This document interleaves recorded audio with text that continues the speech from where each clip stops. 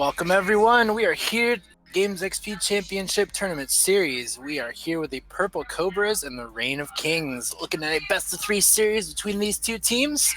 Reign of Kings, of course, just coming onto the scene this week, looking to take a win against the Purple Cobras, who have been on a rise. That's sitting at second place right now, off of a fresh win against Full Send Gaming. Reign of Kings just recently taking a 1-2 loss in NFG, but we're going to see if they can bring it back in this set. And I'm Skyson L, and I'm here with Laxon tonight.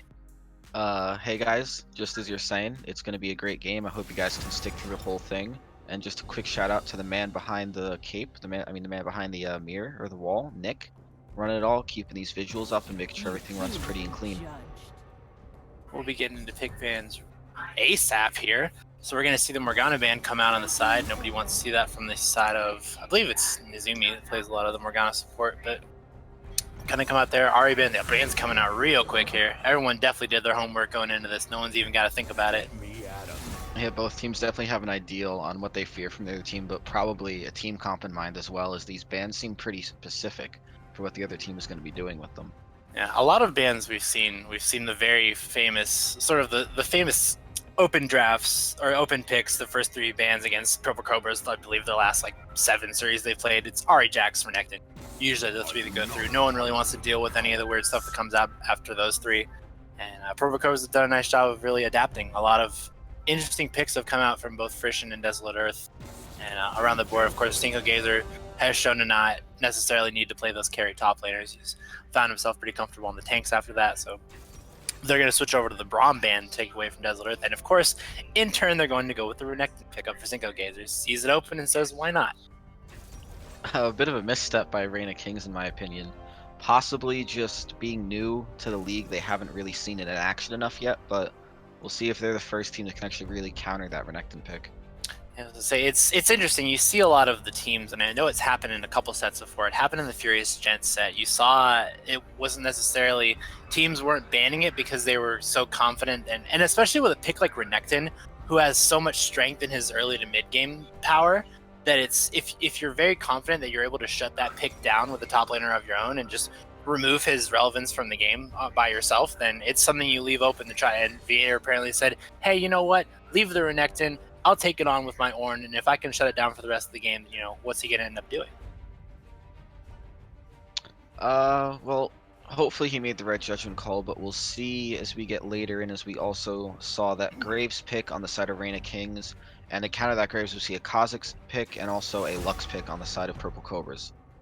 Yeah, I was going to say, Frisian definitely likes he's been known to play a lot of the Lux. I think it's one of his top 3 picks that he's made through this. Kha'Zix, I think, is a new pickup for Friction. I don't think I've ever seen him on the Kha'Zix. He's definitely usually is more of the engaged sort of skirmishing type. He plays a lot of the Xin Zhao and champions of that nature, but seeing him on an assassin pick is very interesting. It sacrifices a lot of tankiness on the side of Purple Cobras now that they have the assassin Kha'Zix and more of the engaging bruiser in the Renekton, and of course the long range mage and Lux. And it's really looking rough now, depending on what gets drafted for the support here.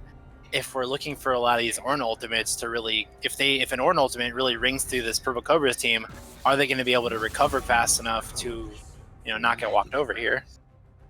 Yeah, and with 2 of the tankier supports banned out by Reign of Kings and possibly a 3rd one here, we'll see. It really could just mean that Cinco Gazer has to take up the front line on his own and kind of hope that either Kha'Zix gets a quick assassination or that we can see those pickoffs from the back line, and we do see that Alistar ban really limiting that support's options.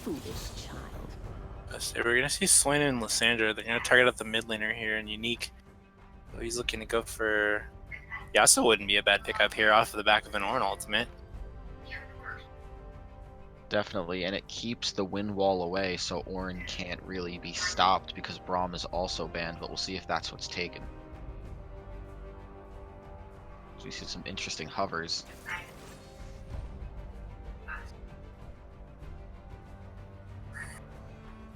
But that Akali pick is a little interesting, giving Reign of Kings also an assassin. So both teams have an ability to just try to dive and pick someone out of these fights early, but we'll see if Reign of Kings actually is the team that can support that assassin pick, just like Purple Cobras is trying to do with that Kha'Zix. Is that a Vel'Koz for Desolate Earth? Interesting. It's possible. They could have also flexed the Lux down and moved Mhm. Vel'Koz mid, and they can kind of wait to do that depending on what. Whoa! Wait a minute. So this is actually most likely. I'm gonna call a Vel'Koz ADC Oh man. and a Leona support. I feel like that's a lot for a Kaisa to deal with. For a champion Well, that likes to scale up a little bit, I feel like sticking a Leona, I mean, a Leona Vel'Koz combo on top of anybody is going to do a very hefty amount of damage for anybody to real deal with. definitely. And there is one thing I do have to point out that Purple Cobra's deciding to go with, as I'm just now realizing, Big Brain mid as that ADC pick instead of Tomato Farmer, I believe. Yeah, yeah. So sticking that mid laner in ADC, those mage bots are going to be a lot more comfortable for him, which is possibly why we're seeing this draft. I I like it, but at the same time, it's still fairly risky. I think that the question that I posed as we saw the first half of the draft going into the second still didn't quite get answered. Is what happens to this team if an Ornn ultimate finds three members? Now you have the added factor of what happens when a Thresh hook catches Kha'Zix, catches Lux, catches somebody off guard. There's no one to really. It's really on Cinco Gazer here to be the effective front line here. Desolate Earth can cause a lot of chaos on Leona, but you typically will see him being the engage for this team. Looking at the Lux and the Vel'Koz and everybody looking to find a pick here, it's mostly going to be Leona looking for the ultimates here. So if somebody on the side of Reign of Kings makes a catch here, like if it's the Ornn ultimate or the Thresh hook, then it's going to be a lot of pressure on Cinco Gazer to make sure he's able to disengage those fights properly and reset the fight to get back on Purple Cobra's terms. Definitely. And another problem along with those Ornals and those Thresh hooks is if we see some spread out fights, people getting separated in the jungle, we have Akali with that shuriken being able to dash, possibly dodge something, but really jump in on one of these Purple Cobras members, but also Kai'Sa with that W ult combo can also find her way into the back line quickly. So if we see Renekton and Kha'Zix try to push up and really disrupt the backline at all, or even Leona, almost everyone on Reign of Kings has some kind of way to either lay CC down and disrupt this Purple Cobras team back or find a way onto the backline themselves. So it'll be interesting to see the amount of mobility that's going to be displayed in these team fights. Yeah, I want to say this definitely looks like a composition for the Purple Cobras that is looking to get ahead very early. The ability for it's very nice when you have an assassin jungler and you're setting up for three laners that all have their own crowd control. Like you have the Lux Snare, you have the Leona Vel'Koz combo, and the Renekton stun. Everybody can set up very nicely for Friction to come in and pick off some kills. So we may be looking at a Purple Cobra's sort of composition that is looking to get some early aggressions, early trades down, and get fights in their favor. Bring in Friction to pick off those kills, get him very fed on this Kha'Zix, and while Reign of Kings is trying to get themselves together to get for a team fight, Friction just comes in and starts cutting heads off. It's a very, very potential composition that can come out for this team. And speaking of trying to get ahead a bit early, where do you think this first blood's going to happen, and what team do you think is going to be able to grab it first? I think we're going to have to pay a lot of attention to the bot lane. I think that if you're going to go with the Vel'Koz Leona, and just in general, especially if you're going to go for those, the sort of the way that meta is shaped in the bot lane, when those bruisery picks, the mage picks were coming out against these marksmen, it was because marksmen took so much longer to scale versus other champions with one item. But Kai'Sa never really had that problem. Kai'Sa always had sort of a unique, very much quicker curve to her power, especially now that she just has to hit that Storm Razor. She scales up a lot quicker and a lot stronger than the carry. So I think that it's going to be very important to see if Big Brain Mid and Desolate Earth can go for the shutdown early on Asadeus in the spot lane. I have to agree that we're going to see it bot lane, and an interesting thing to note is neither ADC decided to bring heal, and neither support tried to compensate for that by bringing one of their own. So we aren't going to see this little burst of movement speed to get out or burst of health. Kai'Sa grabbing cleanse for that Leona, and Vel'Koz grabbing barrier for that damage from Thresh Kai'Sa means that they don't really have that get out ability that they might with that summoner spell. And we'll be heading to a commercial break. See you on the Rift. My name is Tim Borseth, and I own and operate Games XP in Decorah, Iowa. Games XP is a geek paradise. We carry everything from Pong and Atari all the way to Xbox One and PS4, and all the games that would go with those consoles as well. We also carry a ton of movies. We have handheld games. We have Magic the Gathering, Yu-Gi-Oh, Pokemon. We have D&D and Pathfinder. We carry Warhammer 40K. We have a vintage Star Wars selection. This place is great. My wife and I have had 6 kids, and they are so much fun to work with here at the store. They run the store as much as I do. And we now repair cell phones, game consoles, computers, and small electronics. Our store is instant fun.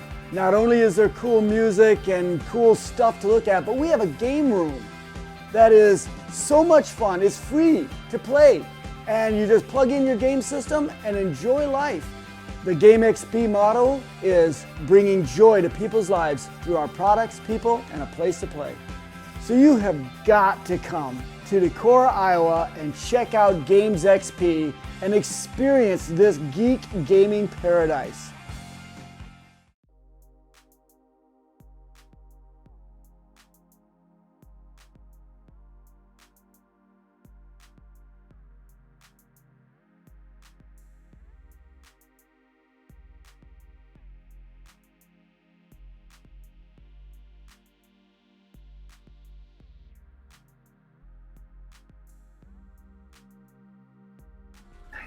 And we are in with game 1 of Purple Cobras versus Reign of Kings. And to give you that breakdown on the sides, right here we have on the side of Reign of Kings, we have Viator in the top lane, Balthazar jungle, Unique mid lane, Asadeus spot, Nezumi support. And on the side of Purple Cobras, we have Cinco Gazer top lane, Friction jungle, Friction mid lane, Big Brain mid, and the AD carry, and Desolate Earth in support. We are seeing a bit of a cheeky jump in from this side of Reign of Kings. Ooh, we're going to see some early action. Belisar dodging the E. He's going to walk out. Vader walking through a little bit of that Vel'Koz spells. Not too worried about it. Friction putting some damage on him. It's a little early damage. It's going to be healed away, but we'll probably see some normal jungling, some normal starts from here on out. Although we do see 2 good wards from the side of Reign of Kings in that Purple Cobra's jungle. So hopefully they'll see that jungle early and get to know what that path he's taken is. We're looking for a little more. Everything looking up pretty standard. The items through the Corrupting Potion on the Big Brain mid. They're definitely looking to pop that for a little bit of extra damage. And I would not be surprised to see something happen bot lane level 2. Yeah, but for now, just a little bit of calm jungling. That normal early game start we're going to see, and not really much to shake up here in the beginning. That's good. I like a nice clean jungle. And another interesting thing to note actually is in their set against White Lotus, we saw Balthazar running the support position, and now we'll see him rotate to jungle. So we'll see if they decided on a better lineup or if this was really the plan all along. I was to say, I know he's played a lot of both the AD carry and the support role, and what I've seen of him in some other leagues I know, definitely against the NFG said he was playing. Yeah, he was playing the support role. See the swap up. I know Nezumi was. He was either the sub or another their jungler they're replacing here, but. And they are actually going to go with Big Brain mid in the mid lane and take Friction down in the. So this is even more interesting having Lux Leona here in this bot lane. Yeah, it definitely lets that CC get layered a lot more cleanly and is going to keep them there a lot longer. But we'll see if the damage will actually stay, as Vel'Koz would definitely, with that true damage passive, do a lot more in that bot lane than Lux might. Yeah, as I say, it's especially nicer in the mid lane because Akali is definitely a champion, and Vel'Koz against melees in general definitely has a very simple time of playing keep away with most of them. Even the ones with dashes who have to deal with the knockback into the slow, into the sort of carpets of damage that Vel'Koz can put down in a very quick succession. So it's definitely looking more favorable for him than the Lux would in the mid lane, but yeah, definitely landing on lots of these layers of CC to catch somebody here in this bot lane is going to be really important, especially making sure nobody gets hooked. We see we are going to go in there. Desolate finds the E after the Friction snare, and they're going to do a nice amount of damage in that trade.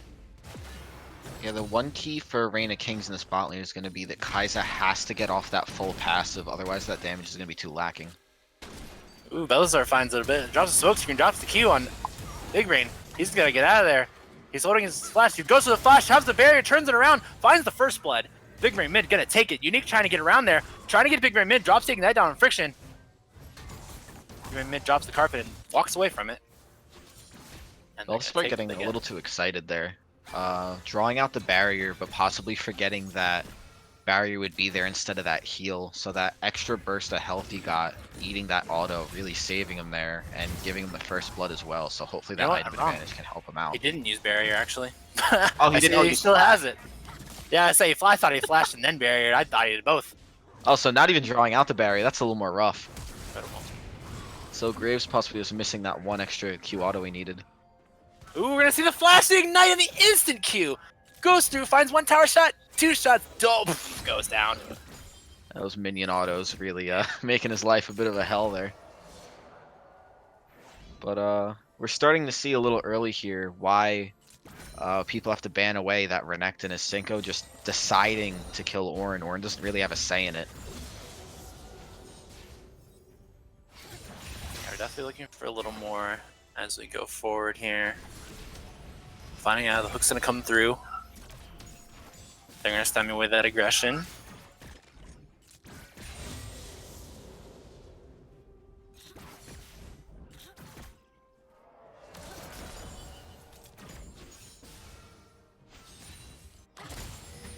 All right, we are good.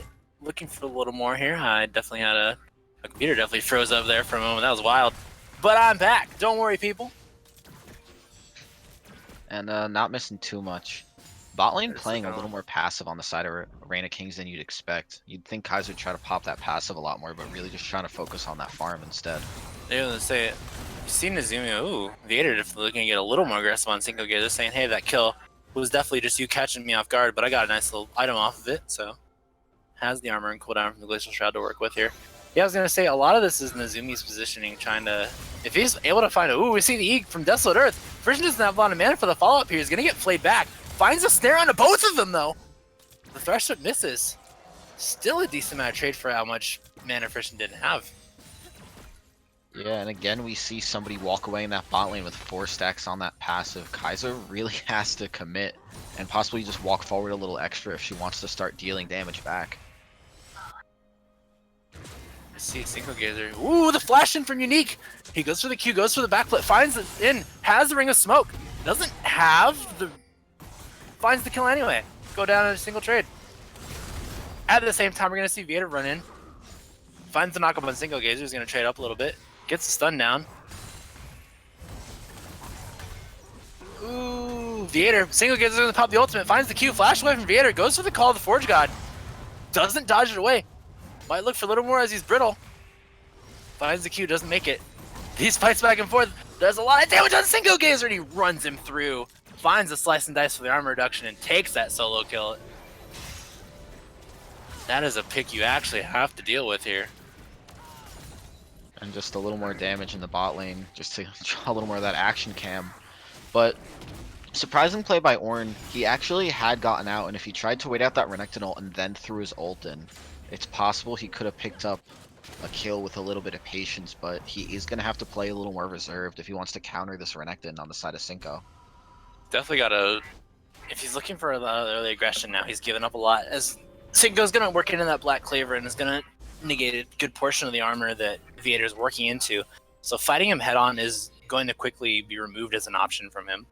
But the nice thing about Ornn, and we talked about it a little bit, is we've watched for these Ornn ultimates that we're going to be looking for in team fights here, and we're looking for things that not really for Reign of Kings here, they're trying to keep things from spiraling out of control here in this laning phase. As long as they're able to keep an even pace, keep a nice CS, maybe not lead, but keep the differential from getting too far apart.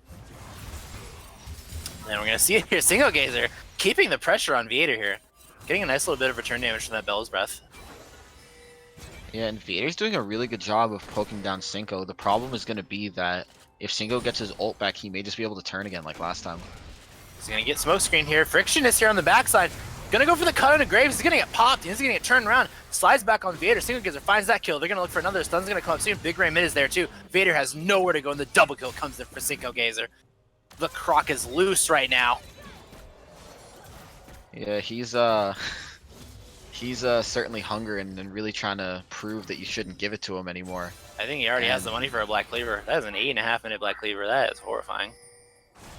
Yeah, with about 1300 in pocket now. I think he has enough to pick that up, which could mean that he's just going to fully dominate this top lane now, and Vader might not be able to do much about it.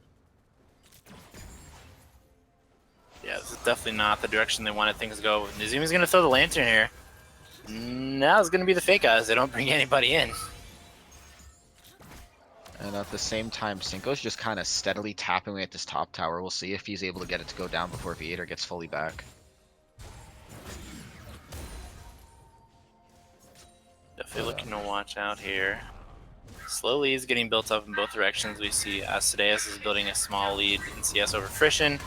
And at the same time, Unique is only about 4 or 5 CS behind Big Brain Mid. We see the Call of the Forge God here, trying to do everything he can to stop these minions. He's going to go for the Call of the Forge God, finds a nice bit of damage there. But it's going to stymie away the minions as Friction was looking to maybe make the 2v1 dive there. And maybe just stalling for time here. Yeah, good turret defense there, but without Balthazar hovering topside, Cinco is just going to be able to take it in a matter of time. Right. At the same time, I think we saw Frisian land a snare onto Asadeus in the bot lane. Maybe expecting the follow-up ultimate, Asadeus popped the cleanse to get out of that snare. But it's rough because Leona still has the ultimate available. If they really wanted to make a turn here, it could really turn bad for Asadeus. But it's not going to happen. Yeah. Asadeus just kind of deciding to let Thresh do his thing and try to farm up those minions. And hopefully we'll see a little bit of action bot lane, as with this top lane falling behind, someone needs to get ahead. Yeah, Single Gaze is sitting on a 2-level lead here. He is just thrashing these minions. Hasn't even gone back for his clear yet. Sitting on 2k gold in his pocket right now. Yeah, if there is a time for Balthazar to try to make a play top, it is going to be hopefully in the next minute or two while that Ignite's still down and Cinco doesn't have those items. Yeah, so Vader doing a decent job of pushing him away, getting in a little bit low. He has the ultimate available, so he's got a nice little reserve of health there. He's going to heal himself up off the Cold the Meek. Yeah, and Balthazar They need to opting get for the that challenging smite could mean that he can make a play top here and Cinco can't burn through him as effectively. Yeah, let's say with no defensive items to speak of and just that inherent Graves hanging, it's going to be, oh, we're going to see a little bit here. Nozumi finds the flay on the Big Brain mid, goes for the flay, finds the hook, and a kill immediately comes through on Unique. Finds it. Single Gear is going to pop the ultimate here, and Belazar wants no part of that. Drops a smoke screen and leaves. Yeah, even through that flash, Big Brain mid burning it just a bit too late. Akali's still able to find that damage and find that kill for him. Yeah, saying, you notice once again, he went for the flash and didn't opt for the barrier, and I'm like, if you're going to spend the one summoner spell, you may as well try to spend 2. Yeah, and it might have saved his life there, but maybe he's just trying the to hook lands on a Frisian. The plasma shot comes in immediately. That Kaisa damage ults in after the ignite. Frisian goes down immediately. Looking for Desolate Earth now. They're not going to find that. Tanky Leona going to get flayed in. A little bit of that Kaisa passive comes through. Finds the hook. They might look for more. No, tower shot's going to come in on Azumi. They're going to get him out of there. But a very nice kill on a Frisian. The display from the hook right into the, I don't know what the long range shot from Kaisa is called, but landing that into the full combo, got the ignite down. Let's see the E come in from Leona. Here comes Kha'Zix. Doesn't make the jump over the wall though. Friction flashes, finds the claw, doesn't find the auto attack, and the spike misses. Nuzumi to get out with his life. And as we see the slap fight top a little bit of that bot lane action that we were hoping for. But yeah, it's a little bit of fighting back and forth. I don't think Vader's going to try to go in on that, although Renekton's ult is down. But as I was talking before, that Kaisa ult, really being able to pop people and really getting that damage down onto Lux, all he has to do is manage that 5th shot. And with that ulti, he is able to close that distance. Vader. Walking in circles with Cinco Gazer here. Stinger's nose is a bit low. He doesn't have the ultimate cooldown quite available yet. I believe it's coming up in roughly 10 seconds. So looking to drag out that fight till he can get it up. And it's interesting that this would be that would have been at least a very good time for Balthazar to gank. Frisian caught off on the side here. Unique's down here. He has the ignite down, has the combo down. Frisian disappears. Deathler's gonna flash over the wall there. Unique on a tear right now on this Akali. At the same time, Cinco gets popped that ultimate, and we found Vieta with no mana here. Has nowhere to go, has no ultimate to cast. He's gonna get ignited, tries to flash out. Cinco Gazer has his flash if he really wants to use it. But we might watch it burn down, and actually he's gonna leave it. Leona ultimate gets flashed away by Balthazar. Just constant action back and forth. Yeah, both teams really wanting to either extend or catch up to that lead, as they're starting to feel a bit of a time pressure on both sides. I would say I think that Cinco didn't burn that flash to get that kill because he really got his. Oh no, he didn't actually get it. I thought he was going to get the tower, but I realized Vader had the teleport available again. I think he just wanted to bully him out of lane to make sure he could take that tower and get his job done, but Vader ended up counting. He may have wanted to actually spend the flash to get that kill. He may want to hold that flash just in case Balthazar decides to gank top, which is very interesting. We haven't seen it yet, as Vader does have a bit of Ooh, Unique on top of Big Brain Mid again. Just not able to handle a Kali damage. Absolutely crazy right now. Unique on a killing spree at the moment. And with Kali being 4-1 now, and having about 1,000 gold in that pocket, possibly finishing Gunblade, we will see possibly just the Cinco versus Unique show as we get later in this game. So we can pop that backline first. And it's interesting because you at the same time you want to see Single Gazer get in there and start tearing people and Renekton, but it's we're gonna see the ultimate come through. Friction on the side trying to cut up on Nezumi, finds the kill on the Thresh, but he's gonna go down there. Did not get the dragon here. A bit of a feels bad man there. If Thresh lands that hook, it gets Kha'Zix low enough, or gets CC'd long enough, I mean, where he survives, but instead, just missing that little hook is going to cause big problems for him. Just wants his tower, and he is going to get it. Now he might go for Viator, actually. Has the Black Cleaver and the Mercury Tread. This is going to be hard for Viator to deal with this. Finds the knockup from the Ornn ultimate, and that's going to delay him for a little bit. But Cinco is really just kind of deciding on his own to take ownership of this top lane. It isn't really letting anyone else tell him no. And Balthazar's just kind of letting it happen, as he's just ignoring this top side and instead trying to focus that mid and bot wave, which may cause problems if Ornn can't really catch up to this enemy top laner. Yeah, definitely we're Single Gazer. Now that he's taken his top tower as his first post, he's going to look to go a little bit forward and make his presence known throughout the rest of the map. Deciding to start with an enemy red there. And just Balthazar not even trying to contest, already understands the power. I wouldn't. I see a crocodile with an axe, and all I have is a gun. I'm leaving. Yeah, that's I see that. What is he cannon wise? Probably like 10 feet or something ridiculous. Yeah, he's enormous. I remember ever since they redacted his lore, he's like literally a god. Yeah. Big Brain Man's gonna flash just looking at Nezumi walking at him. He does not want to deal with none of that Thresh nonsense. And a little rough there. Nerves getting high for Big Brain Mid. He's probably scared of feeding the Sakali too much, but it could cost him later. Two gonna come in a Single Gazer. He runs away with the big Krugs as his prize. Again, just Cinco really dominating wherever he goes. And just, again, deciding what he wants to do. We just don't have an answer for him yet on the side of Reign of Kings. This is possible. Not even this Fed Akali will be able to kill him. Yeah, I would say it'll be an interesting fight. I think that if the two get pitted, Akali has a little bit of advantage from the stealth ring in the circle to get off her spell combo kind of at her leisure, but at the same time, we're going to see the Leona combo into the Lux and the ultimate after the Q. They're going to go for the Thresh. Doesn't quite find the damage as the combo comes in on Balthazar. Big Brain Mid finds the kill on Balthazar in that mid lane. Leona goes in after the tower shots. Unique actually stays alive from the heal. The Ignite going to take down Desolate Earth. At the same time, we're going to see Graves get the kill on the Friction here. And everybody on Reign of Kings bot lane is going to survive there. Unique going death-defyingly low after finding two tower shots there on top of the Leona combo, getting... Wait, no, he didn't get a heal. He gets sustained himself off some ridiculous Akali skill. That's what it had to be, because I just saw him like suddenly heal a bunch of health, and I'm like, oh, somebody popped heal. Wait, there's no heal on their team. Yeah, no, that's that full energy Q. That'll heal him back up when he has enough. Oh. Nezumi's going to go for the flash play here into the Kaisa ultimate. Excellent plays coming out of Nezumi, and Friction is going to go down here. Single Gazer on the side here saying, hey, Unique, what are you doing? He's going to flash into the W, into the auto, and there is nothing that Ninja can do. Single Gazer says, hey, this is what this 1v1 is going to look like for the rest of the game, even though I had a Vel'Koz behind me. Yeah. Walking through tower to find Unique there. We're really seeing that Cinco goes where he pleases. And just even coming in from behind that tower doesn't really care about the aggro and just runs right through the whole range to still take out Unique.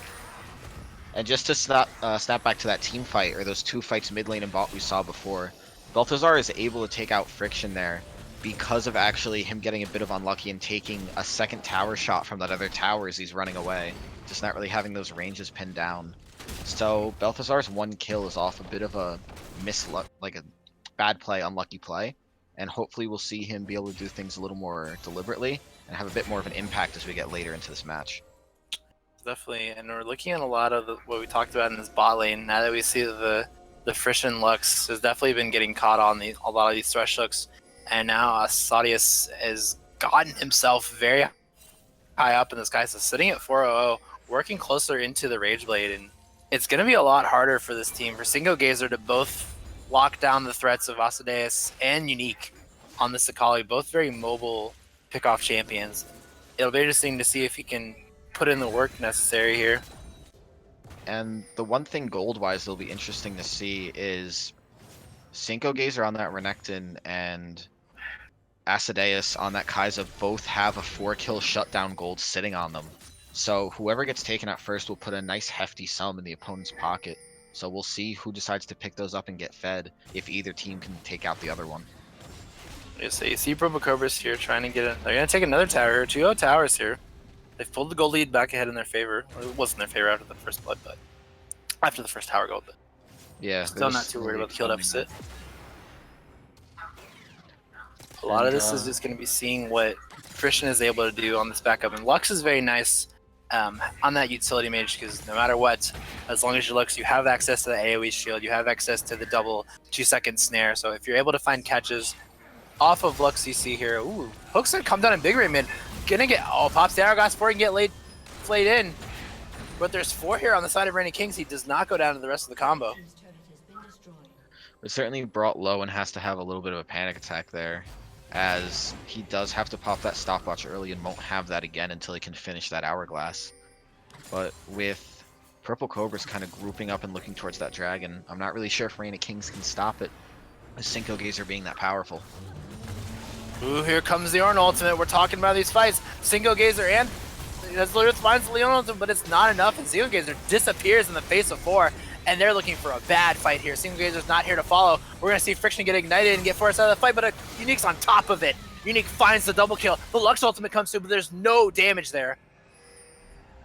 And that's what you were talking about before with that Ornn ultimate and that CC layering, that if Purple Cobras gets caught out by this giant team fight that Reigning Kings has, they really just have to sit there and wait for their turn to play the game.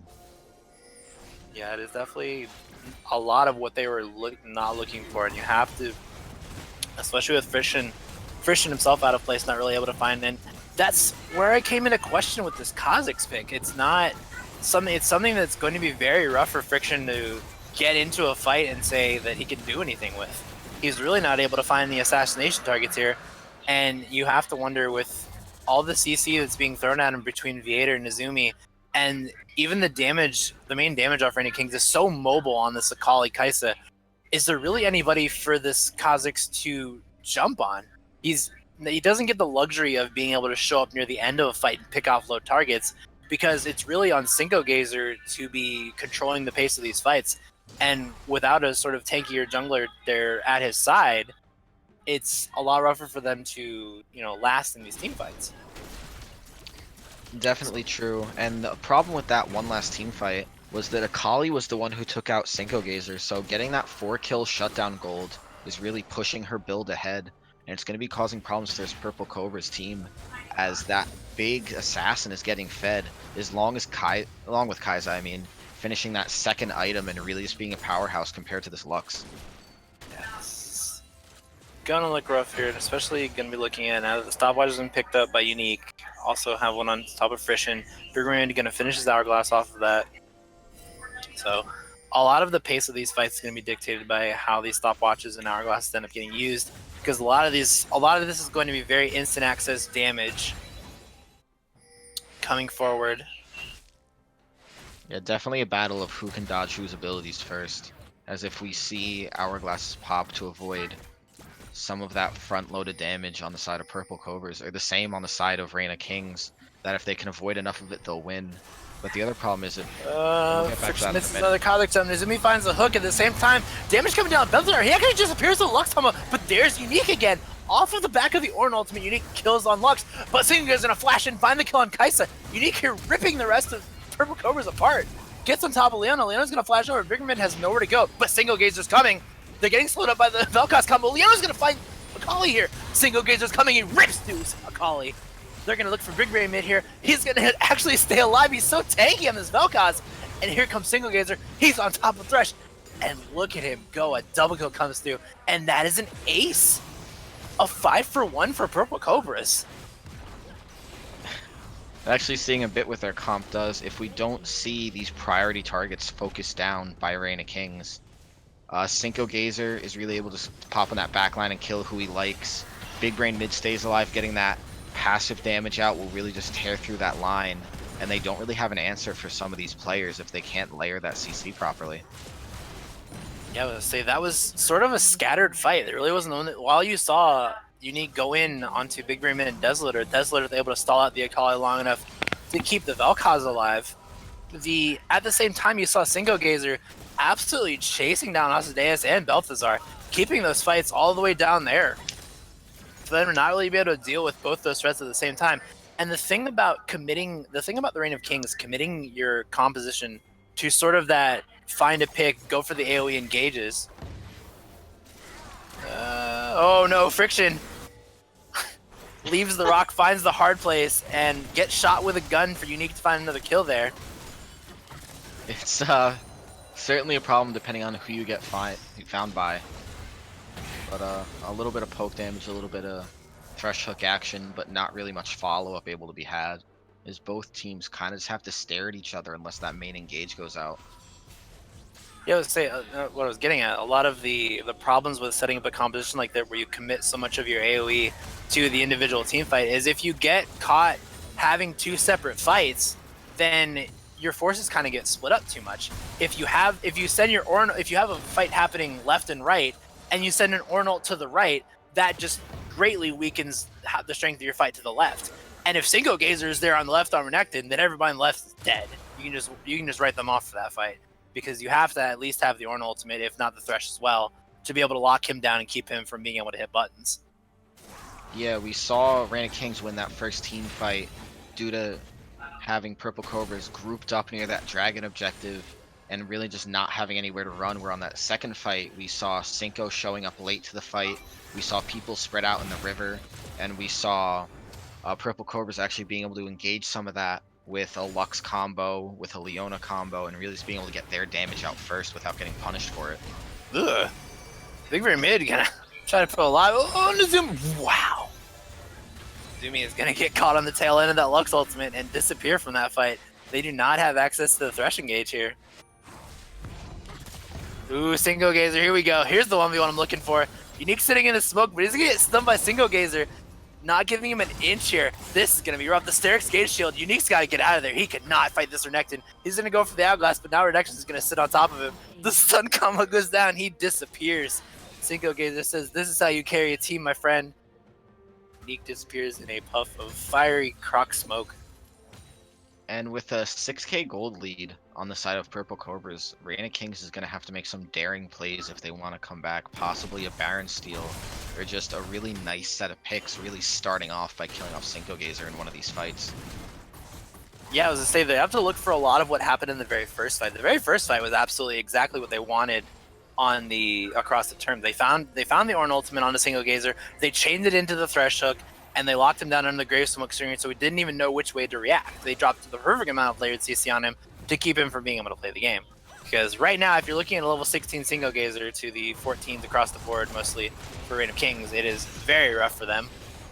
Level 16 is a huge spike for Renekton. He gets, I believe, 600 health off of his ultimate. Some absurd number that I'm going to go look up while... Oh, never mind. We're going to see an ultimate here. The Nezumi getting locked up into the combo. The laser is going to come through. Bigman finds it here. Cinco Gazer. He has to pop the stopwatch in the center of the team now. They got to get away from him. They find the cube for the heal. He's locked up. They're looking for more. Cinco Gazer actually going to get out of there. He's going to find his way out. They're looking for more. Unique's going to try to slide in now. Doesn't find him. They call Vader is going to disappear to the Vel'Koz combo. And Bit of a hectic but somewhat clean fight on the side of Purple Cobras. And you got to commend them for really knowing when to back out and when to stay in. And just being able to clear out of that fight early enough where they don't have to risk any players' lives there. For my own clarification, that is 750 health that Renekton gains off of that ultimate. Well, not too much. Yeah, a small amount, just a couple of ruby crystals worth. Yeah. But you have to imagine that there's a lot of counterplay in this game, you could say. That Renekton ult on a small amount of 750 health, Akali's kit. There's a lot of fight back ability in quotes. A lot of other people getting to play the game power. Yeah. Being seen in this game. And what we're seeing in these team fights to actually roll that in is that whoever gets off those abilities first is really the one that wins the fight, as we're seeing Renekton slide into these fights early, activate that Essence Reaver, and just get that massive stun combo off, is the fights that we're seeing Purple Cobras win, as opposed to that one fight we saw Reign of Kings win. You saw that layered CC, you saw just denying Purple Cobras. Ooh, Leo Ultimate gonna come in, the double stun coming through, standing on the thresh hook and doesn't get a second to pull it in. Alcedea's gonna disappear to Single Gazer. And this could spell a free Baron for Purple Cobras unless we see a heroic play where Balthazar can really just ult in. I'd say Balthazar does have the one level advantage here. He might look for it. Single Gazer on the side. Oh, he gets hooked in trying to get in, but he's looking at the jungler now, just trying to keep Balthazar distracted. The Ornal's gonna. There are 3 on top of him right now. Lux ultimate comes through. Balthazar's trying to get out of there. He can't even stay alive. Single Gazer's gonna take a kill on Thresh. This 3v1 Croc isn't worried about anything. Just kills the Guardian Angel, gets popped. At the same time, the Baron's gonna go down on the side of Purple Cobras. Desolator is looking for Orin. They find the stun lockdown. Single Gaze is gonna take the kill. At the same time, Unique's gonna find a bot lane tower. So they got that. Yeah, the good news is they found a way to kill Single Gazer, as we see the ult come off. And I don't think they found a way to kill Single Gazer. well, they did. They here's killed the his good news, bad backpack. news. Yeah, they killed Single Gazer. The problem is they They didn't kill Single Gazer the second coming. The problem is they have to find a way to kill him twice, which is going to be a bit more of an issue on this Croc. As we may not even talked have about time all the to see ways that they go were able to through. kill a Single Gazer. However, there are 2 Single Gazers here that you have to kill, and that was just a bit too tall of an order for them. They're gonna find the combo. Unique tries to go in. Unique's doing everything he can, tries to find a damage combo, but everybody's just walking around the smoke circle. He disappears before he can even get out of there. And I believe this is gonna be Purple Cobras taking the game. Or Nolman's gonna try to come through. They find the knockup on 2. Desolator's gonna actually stay up. Desolator goes down. Rex in defense. Single Gazer is just putting on a show here. He's gonna get chased away from the base here. Turns it around, finds on top of Kaisa, and the Big Brain ultimate is gonna come through. Balthazar doing everything he can. The man with the gun, they're so worried about this, they can't deal with the Nexus. Single Gazer first is gonna flash, doesn't find the kill over on the side, but they're gonna focus the Nexus now, and I believe that's the end of this game. Yeah. Purple Cobras is going to take game 1. And if we don't see Renekton ban on this Single Gazer with his 14-2-5 scoreline, and I don't even want to look at his damage Delta champions because I don't want to tell our audience at home, but I will, just for everybody here. If anyone was curious. And interesting enough, you have to wonder if we saw that win come through just because of Single Gazer, or if there really is something behind that double mage pick that we saw on the side of Purple Cobras, and they don't really need this ADC to win. I was gonna say, for anyone curious, Single Gazer dealt 26,000 damage that game, and then the next highest in the game was actually Frisian on 18,000 on that Lux, so roughly 8k between number 1 and number 2 damage. But on that note, I do believe that the composition worked out in favor of Purple Cobras for the double mages. I think that they were definitely looking to. I think that once they got the Renekton, they said, okay, we know we don't really have an AD carry, so we're looking to play around the Renekton instead. So we're going to get these control mages in there to control and lock down anybody that would try to get to, our back line, keep people locked on to away from the Renekton to be able to fight away from it.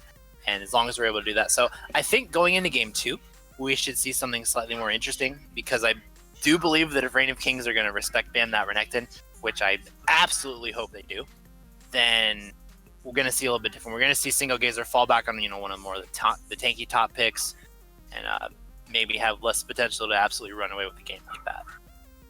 hopefully we'll see a bit of that counteractive play on the side of Reign of Kings. And just to jump in real quick, we do actually see one champion jumping ahead of Lux for that second place damage. And surprisingly enough, it's actually going to be Ornn sitting at 19.3. Oh, word. So 19,300 damage, which is a little over 1,000 damage over Lux. So showing that he was actually pumping out the damage, but just not really being able to counteract that powerhouse of a top laner. That powerhouse. I was saying, I feel like most of that damage was put on the Renekton, trying to get him away from his lane and get him away from his tower. And that's the other thing. He was poking out Renekton so much. That's probably where most of it comes from. But Renekton just ulting and being able to recover all that poke, all that health. You know, And against any other tank, he would have stole the show, but definitely not this game. We'll be getting in game 2 real quick. We're going to take a quick break, and we'll be right back with you guys.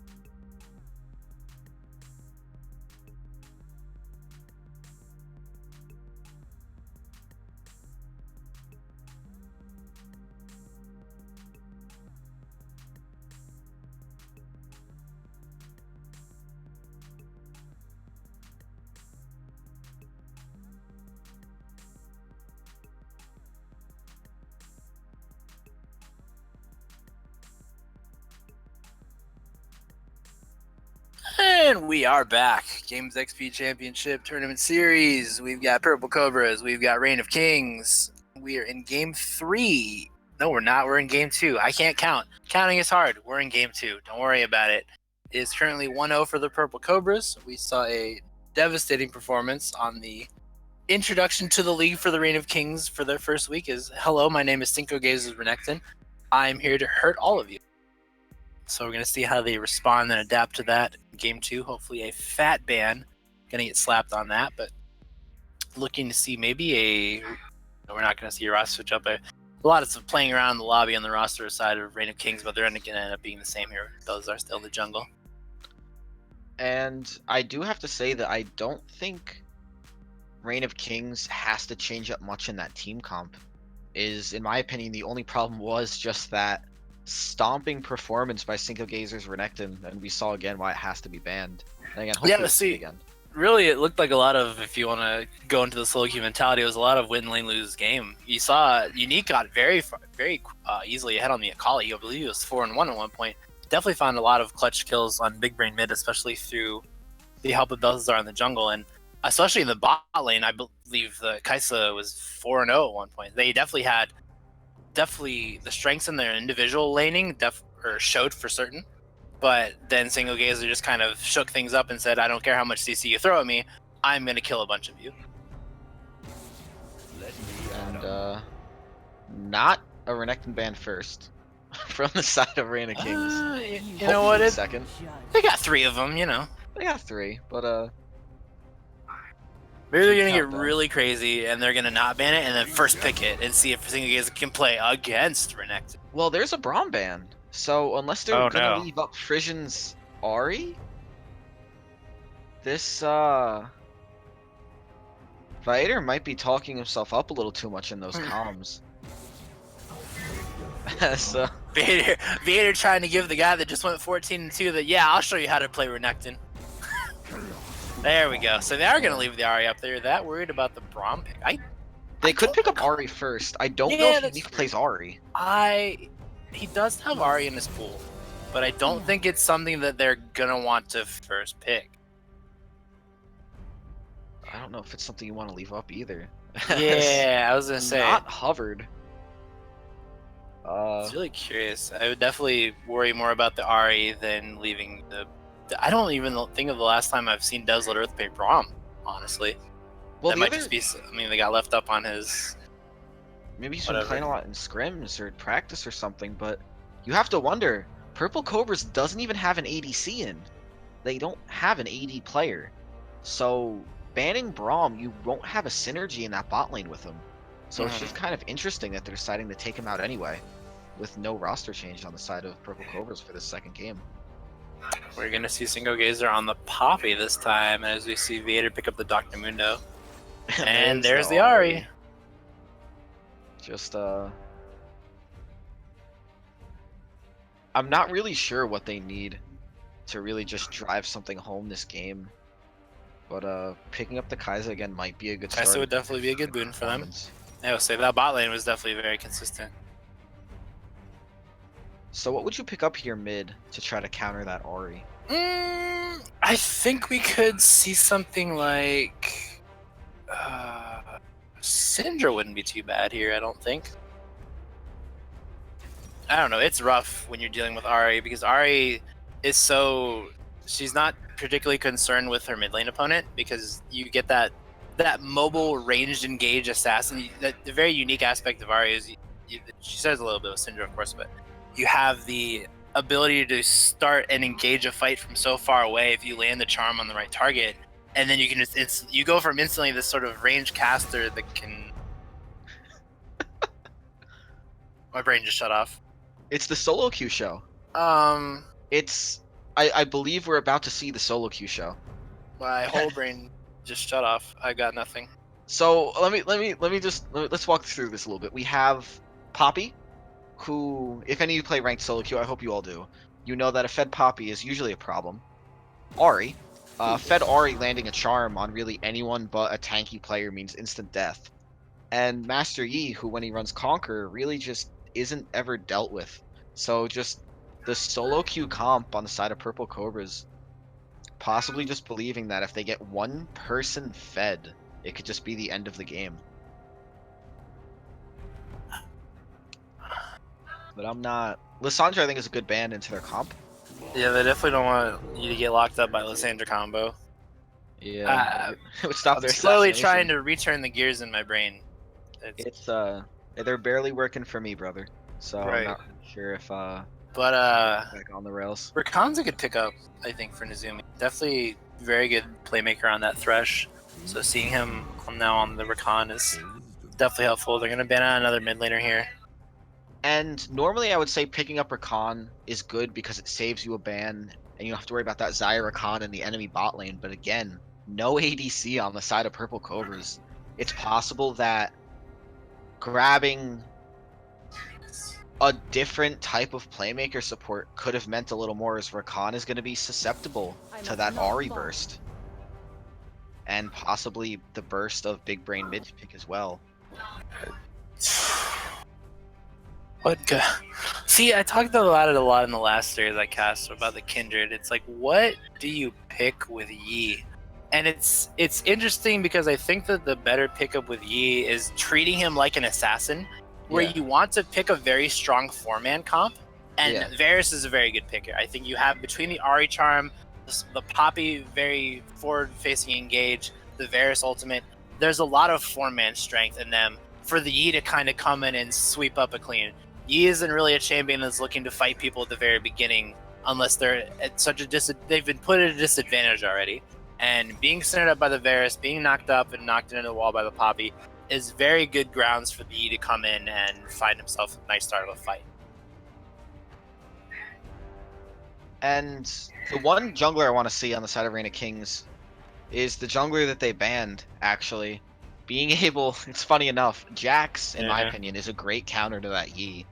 But really just an interesting set of bans is going to leave them in a weird spot, as it appears Mundo jungle.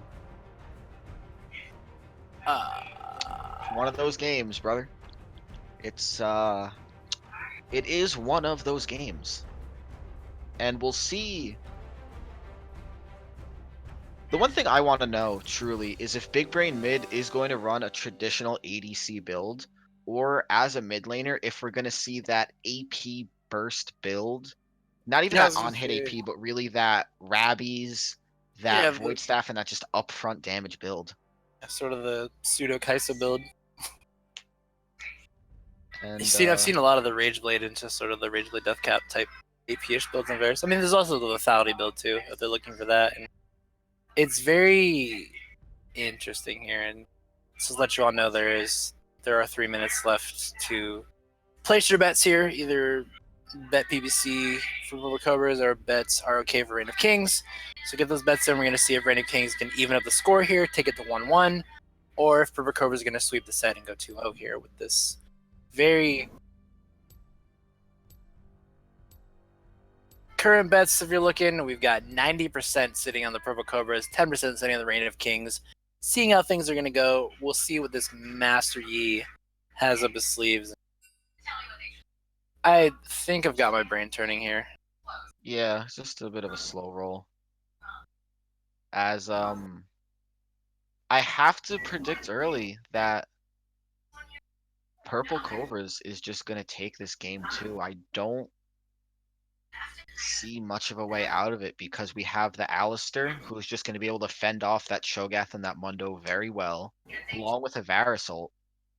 And just, if they blow their abilities in the wrong order, Yi is just going to tear through every single one of those enemy champions. Yeah, I would say there's a lot of different avenues to watch out for here because now you have both the Poppy and the Alistair on the front line engage. You have the Varus and Ahri finding things in the backline, and Ahri able to sort of transition from that backline mage right into the front line after finding a proper charm or a combo to just pop somebody down. And then, of course, the Yi to come in and deal with people that are trying to fight back and getting low. I mean, there's not a bad composition on the side. Reign of Kings has drafted a good team, like on paper and of course objectively. You have the Mundo and the Cho'Gath frontline. You have the Cho'Gath to disrupt with that frontline CC, and the silence is going to be especially important to be able to stop a lot of the things coming forward facing from Cobras. And the Rakan, of course, is a very good catalyst to finding proper engages. Can get on top of that Varus, can charm up that Master Yi and get things and kind of keep his team safe. And of course, the Rakan Oriental, the Rakaniana, I'm just going to call it because it's easier to say, is a very good combo to set up for those balls to shake things up and get some good ultimates in there. So I believe that Reign of Kings has a good draft. So this is going to be a lot of what we saw in the first game, where we saw Purple Cobras sort of turn up the heat in the early laning phase, but at the same time, Reign of Kings definitely showed their mid lane and bot lane aggression turning up here. And of course, Poppy is not exactly a super power carry pick, as well as the Renekton. Poppy is a very strong and solid laner, of course, but it's not going to be, I don't think, as dominant of a performance as we saw as the Renekton single gazer. So it's going to be a lot of making sure that Frisch and now on his comfort Ahri pick, as well as Big Brain mid flexing A to carry here. We're going to have to see if they can put a better performance out in lane than they did in the previous game. And one thing that's interesting to note is Purple Cobras, although we did see them close out that first game pretty quickly, they are on a timer for the second game. As Cho'Gath with that ultimate, if the game goes on long enough, will just start to infinitely scale off those fee stacks. And just that bigger max health leading to that bigger bite damage, along with the percent max health damage that his those Vorpal spikes get. It's going to cause a bigger and bigger problem for the side of Purple Cobras if they don't decide to close out this game early enough. And on that note, we are going to turn this over to our sponsors. Catch you guys on the Rift. My name is Tim Borseth, and I own and operate Games XP in Decorah, Iowa. Games XP is a geek paradise. We carry everything from Pong and Atari all the way to Xbox One and PS4, and all the games that would go with those consoles as well. We also carry a ton of movies. We have handheld games. We have Magic the Gathering, Yu-Gi-Oh, Pokemon. We have D&D and Pathfinder. We carry Warhammer 40K. We have a vintage Star Wars selection. This place is great. My wife and I have had 6 kids, and they are so much fun to work with here at the store. They run the store as much as I do. And we now repair cell phones, game consoles, computers, and small electronics. Our store is instant fun. Not only is there cool music and cool stuff to look at, but we have a game room that is so much fun. It's free to play, and you just plug in your game system and enjoy life. The Game XP motto is bringing joy to people's lives through our products, people, and a place to play. So you have got to come to Decorah, Iowa, and check out Games XP and experience this geek gaming.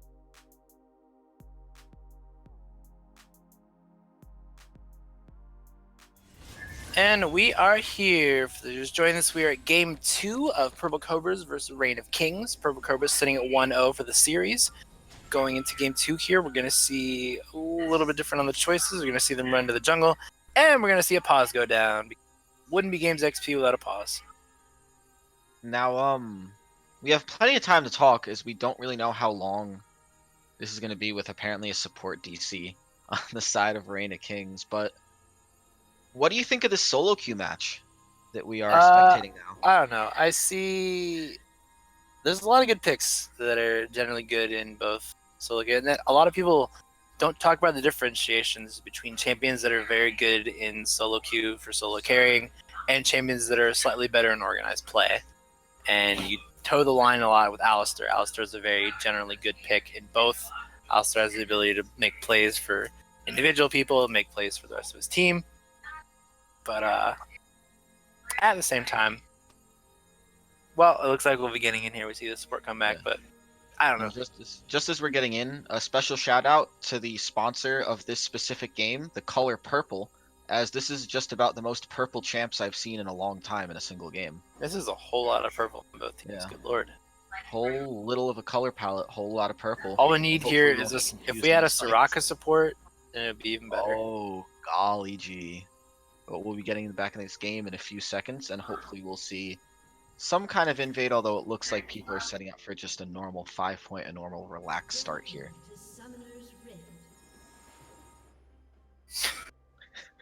Unfortunate indeed. We're gonna be a little bit more standard in the bot lane.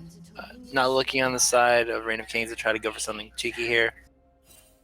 A bit of a mix-up on that 5-point, as the one entrance to the jungle isn't being viewed right now. Thankfully, there's no invade attempt going on.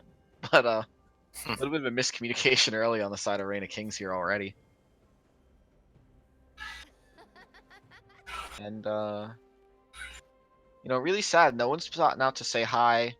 No BM. You have the possibility for that Varus Q trying to chunk someone, Ari trying to be a little funny, Warrior Mundo with one of those Qs, but just I Or don't just like to keep see it. Too much DSA. respect. Too much Right. early game respect here. Not enough BM. Purple Cobras have a win under the belt, and they picked Master Yi. You have to go full BM at this point. Yeah, just really hot and cold in their decision making here. So hopefully we'll see. What I really want, that nice level 2 gank bot from Yi. Just that Ooh. no CC full Yeah, damage. the Alpha dumbness. Strike into True Damage combo Yeah. really gets the lanes going. Ari did not start Charm, so we won't see that precious level 2 Yi gank mid either with that limited CC. So it's You possible could he- see the Flash Q from Alistair, you never know. You know, you'd hope, but it looks like we're just going to see a bit of a relaxed start here. A little bit of a AFK farm Yi strategy going on in the beginning. Tried and true, tried and true. Yeah. You know, it wouldn't be the solo queue pick without the solo queue mentality. And just to go over the poke a bit, each lane has their way to do it. Cho'Gath obviously with those spikes, QW, Poppy, with the ranged auto coming up every once in a while. And See the knockup from Nazumi. Desler is actually missing the Alistair knockup there. I just love the sound that Rakan's melee auto attack makes. It's really, really satisfying. yeah, it's that nice little thwap sound, that nice little yeah. Definitely gets the blood flowing when you're playing that bot lane. Especially when you get the auto attack of Varus with an Alistair behind him and not get punished for it. Feels good. And just missing that Q there, but just to go to poke the bot lane as well. Both bot laners on Reign of Kings have that little poke, that Q from Rakan, that W from Kai'Sa, where the only poke on the side of Purple Cobras is going to be Varus Q coming up every once in a while. So if it's Poppy, really interesting champion. You see her scrap a lot early, and the scaling up on the Q that does the percent max health in both parts of the explosion, looks a lot weaker than it really is. But you see Poppy just trading a lot of these early because her mana costs are fairly low compared to Cho'Gath. Cho'Gath, of course, having substantially higher cost because his passive usually sustains his mana through the laning phase. And is basically already out of mana with not a huge amount of CS. He isn't really recovering a lot of that mana, and you know, he has full health but isn't really going to be getting that health back from these trades if Poppy decides to go in on him. But he could start losing that lane prio, especially with Friction doing these Krugs, possibly looking to gank top on that low mana Cho. Nice little fight happening here in the mid lane. Unique a little bit out of mana on Friction here, both about half health. But just a very calm game in the beginning. Right. You'd expect Mundo to try to get to a lane, but the problem is that Reign of Kings, every lane is pushing up. Mundo doesn't really have a way in, and Yi just kind of deciding to farm, although it looks like we may see something in the top lane here.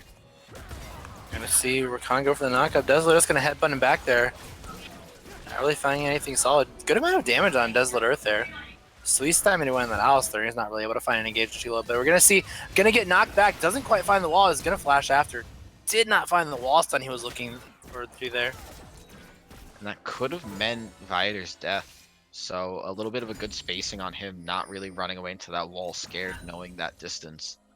But he is forced to back out early, and only picking up Ruby and Sapphire. He doesn't have, you know, as much gold as he would have wished to back with for that catalyst, so he is going to be suffering a bit in this lane still on that sustain.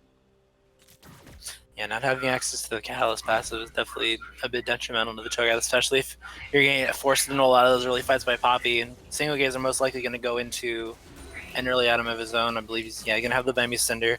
So he's going to be able to shove in the lanes, going to be able to, while he's sticking on top of that Cho'Gath for the damage of his EQ combo, he'll get a little bit of extra tick damage off that Bambi Cinder that is not going to get mitigated into mana from the Catalyst passive for him. So it may be a little bit rougher of a lane for Viator, as we see Poppy spill into these items slightly faster than Vader here now that he didn't end up using teleport to go back to lane, so both of them walked back in. So there is no TP advantage there. Yeah, just a bit of a calm proceeding back to top lane, and we did get the solo queue experience as he decided to not only ward the enemy jungle while he was inside of it, but even back in it. Just very confident in this pick. We'll see if he's actually able to rotate that in these fights. Now you see it here. Single Gazer giving the combo down to Vader. He's finding it really rough to live here. Yeah, and Vader just not having that nice pathing you'd hope for. Isn't walking out of the queue, but instead running through them on his way out, so getting that second proc. And he doesn't have the mana, or the health even more, the mana before, to really put up a fight, having to back off instead now. But if he does level up that E first, which it appears that he can start putting up a fight if he's able to really just path properly in these fights and have better positioning. A little more of these trades around the board. And both bot laners actually having some form of a heal. And bot lane poke being a little lackluster if they stay behind the minions. It is really just going to be an all or nothing show bot lane, so possibly just this farm fest until one jungle decides to push. Yes, I expect to see a lot of these level 6s turn things, especially having access to the Varus ultimate, the Ahri and Orianna ultimates. I expect to see a lot of action turning over into these next levels. The question is, will one of these mid laners decide to roam either top or bot and use that level 6 to really push an advantage somewhere, or are they going to try to take out the other one first and just assert that dominance? Yeah, looks like you see Unique building a slow CS lead up over Frischen in the mid lane here, so they're doing a good job of keeping each other shoved in. Of course, Orianna doing typically a champion that's able to do a lot of pushing in the lane on CS, keeping the enemy kind of locked behind tower while threatening that QW combo at all times. Vider getting decent poke out, but sticking around for those Qs. Again, just really can start winning these trades, but it's really up to him actually, and not even the Poppy, whether he's going to win or lose these fights. Although Poppy having that corrupting potion will give her the sustain she needs to really keep up with Cho's catalyst now. Yeah, it's slowly falling out of Vader's hands here. He's sitting at about a 20 CS deficit right now with this Poppy, so you can start to see Single Gazer, even though he's not on their neck, and he's definitely used to being on those slightly more than normal damage top laners. And it's possible that if Poppy pushes in one more time, if Mundo can clear out that pink ward and then come back through again, they could get a kill off with Cho'Gath having a decent amount of CC and the slow on his E. But it's going to be a little tough, as it appears he has that idea first and is going to rotate through this top jungle. We might see some action here as he notices the blue buff available and sees Mundo there. Poppy might actually come down here. They got to look for this. Balthazar pops the ultimate here. This might go down. Don't see who has the red buff for now. It's actually on Balthazar. Friction's going in on this. Finds the Alpha Strike, goes to the flash, but the first one's going to come. Did he get slammed into the wall by the Poppy? The Q's going to take him, but they have to watch out for Single Gazer. Friction finds the charm over the wall. They're getting the knockup. Doesn't even have time to feast. Finds the feast. It doesn't get the kill. And Single Gazer finds the double kill on the Poppy and transfers the red buff over. The sacrificial Master E ends up putting kills right on top of Single Gazer again. And putting a double buff there as well is going to cause even bigger problems for Vader than he was having. But I gotta say, the E not really impressing me in that 1v1. It's possible that he just needs those items first to really come through. But so far, I know he's not a powerhouse early, but just even a little less than I would have hopefully expected. Yeah, definitely I don't know. He definitely wanted to stick on top of the Mundo, and I know we saw, even from the camera, we saw Single Gazer moving down. See, a little bit coming out. Didn't want to follow up with the Varus ultimate there. You're gonna go in. Rakan finds the ultimate in the W, getting both of them. The flash ultimate's gonna come up from Varus, but Friction is here now. The Master E finding the Alpha Strike, and Nazuma's gonna slide out with the ultimate with the stun and the Q. The stun and the W, the headbutt gonna come up. Desolator finds the kill, but here comes Balthazar. He is on top of that Master E now. Unique's on the back, but there's Silver coming in from Single Gazer. Friction dodges out the Orion ultimate with the Alpha Strike, and here comes Single Gazer, knocks Balthazar into the wall. He is behind Unique and Asadeus right now. They have to watch out for him. Kai'Sa uses the ultimate to get out of there. Try to turn around for the Unique. Single Gazer finds the flash Q. Gonna get Unique into the wall. Doesn't quite manage it. Goes instead for Asadeus. Gets the Orianna shield and actually survives. And they turn around. Single Gazer going just a bit too deep, not finding the kills he wants there, and Unique can get the shutdown on him. And it's possible Cinco, forgetting he had that red buff for a bit, if he just turned to that Ori instead and started autoing, that red buff slow could have just resulted in one more kill. Instead of getting either a little too blinded by that Kai'Sa or forgetting that red buff, really is just going to trade in his own life instead. Yeah, I think he was confident with the Sheen that the EQ auto combo was going to just drop as this also does out there. But there was enough time for the Orianna shield to really come through and give him the cover he needed, where he may have just wanted to turn on the Orianna and stun him into the wall there. And Viator trying to be the silent hero top lane, just really tapping away at that turret. May actually rotate to a first turret soon, as his is the only one that's really getting that low so far. Yeah, did a nice job on the tower, definitely trying to make sure he made the most out of Single Gazer's presence heading to the bot lane first. But it does look like things have calmed down as lanes are resetting. And again, solo queue strats, we may see Alistar try to set up a gank in the mid lane and try to rotate those buffs back over to his team. Charm missing out from the side of Frisch, and we see double buffs on the Orianna now, but here comes Desolate Earth, but Belzo is going to be there to respond. Just slamming that Q down, letting him know who's boss and running away. But without checking that bush bottom, that pink board will stay, and we'll just spot him out again next time. So a bit of a feels bad man. He's not going to see that bush, not going to see that ward, and vision is going to be kept up on the side of Reign of Kings.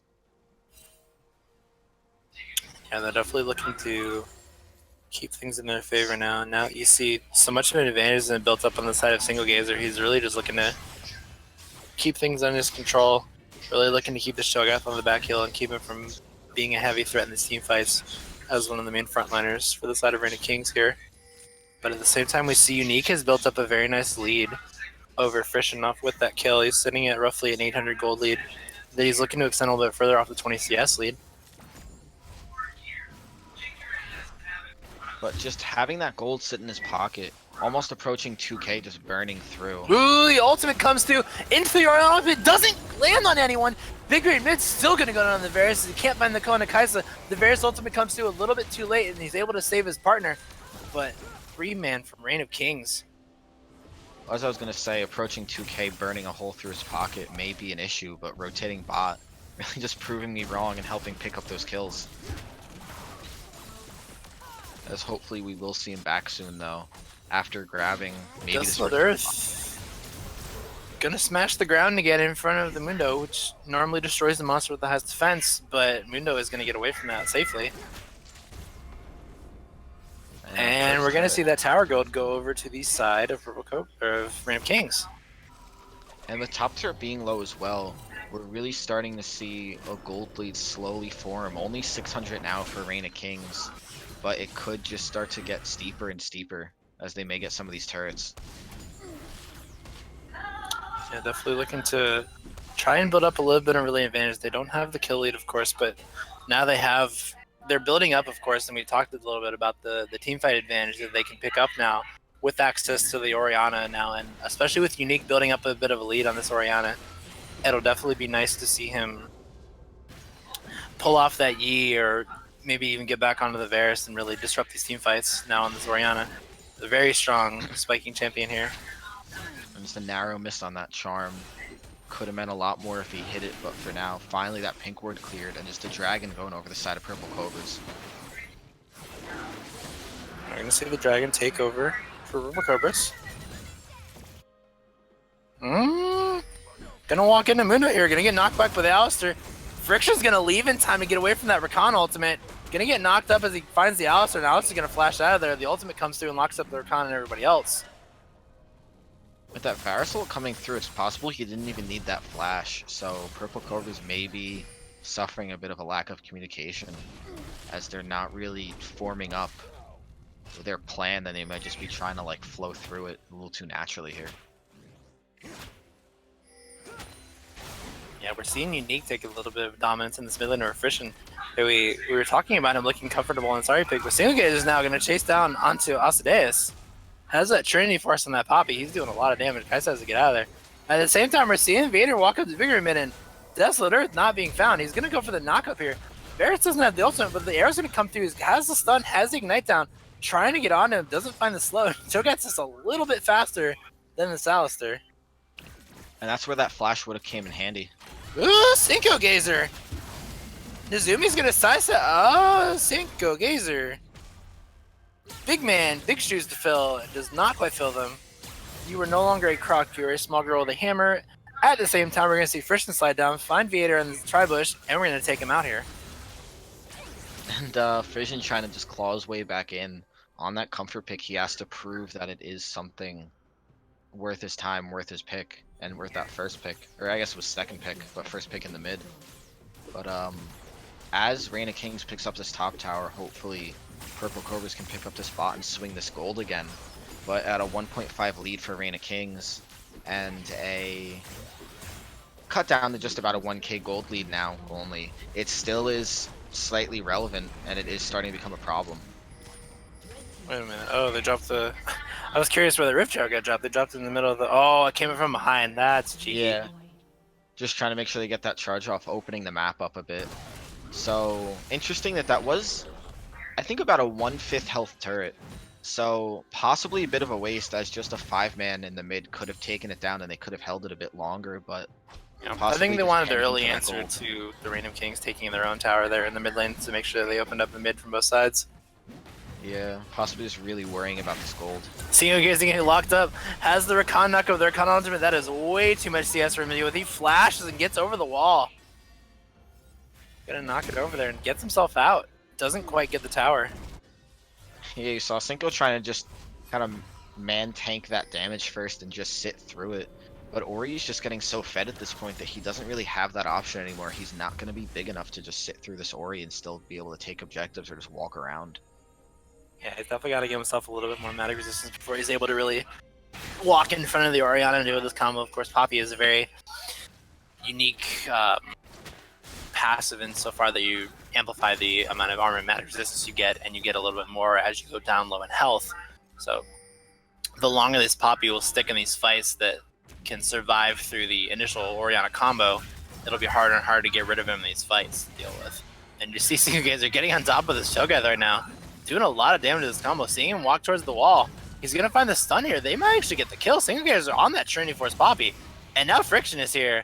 Might actually hand over the kill to Yi here. Oh, he's gonna flash the wall, but I don't think that's enough to get away from Yi. At the same time, Big Ram is gonna find the flash, but Nizumi's gonna find the flash W, and Big Ram is gonna go down before he can drop another combo. Friction's looking for an Alpha Strike here. Alpha Strike auto attack gonna take him down. Friction finds the kill on Master Yi.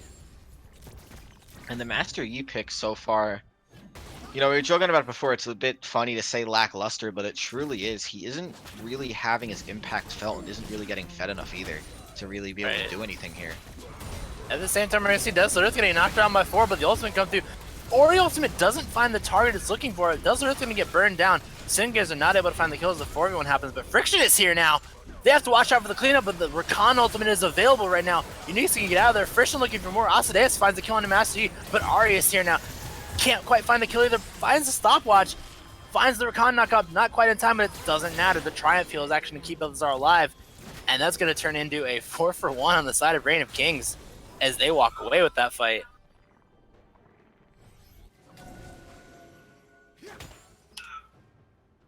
And that was just what Reign of Kings were looking for, I think. And Balthazar, you know, thankfully having Triumph actually saved him from that last tower shot.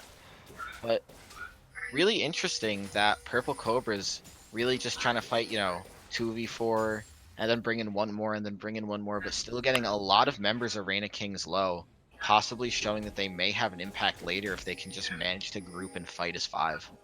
Yeah, I was going to say, up until that fight, I was going to say I'm pretty sure there was still a lot more team fighting power, and they definitely wanted to play to the strength of their comp that lets the Alistar Poppy do the engage. Varus and Ari get to play from the back line, and then Yi finds one target low and then kind of starts the chain kill. But all of that got thrown out of whack when they sort of came to that fight one at a time and said, hey, I challenge you. But the problem is there's so much disengaged from the Rakan, mostly. That was a lot of Nezumi finding a lot of great Rakan Ws and immediately having the ultimate available when Yi came in to stop him from really getting on top of anybody.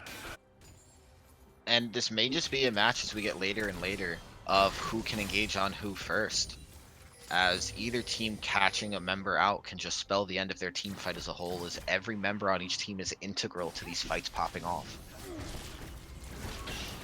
Yeah, we're definitely. Except for Yi, maybe, again. The solo queue pick still worries me a bit, but I'd love for him to prove me wrong here and really just make a play somewhere. Yeah, we're gonna see Reign of Kings get the dragon here. And 2 Ocean Drakes down, 1 for each team, and a 3rd Ocean Drake on the horizon. It appears that RNG Legends doesn't really want to push the advantage one way or the other. Cinco Gazer stops the Recon W.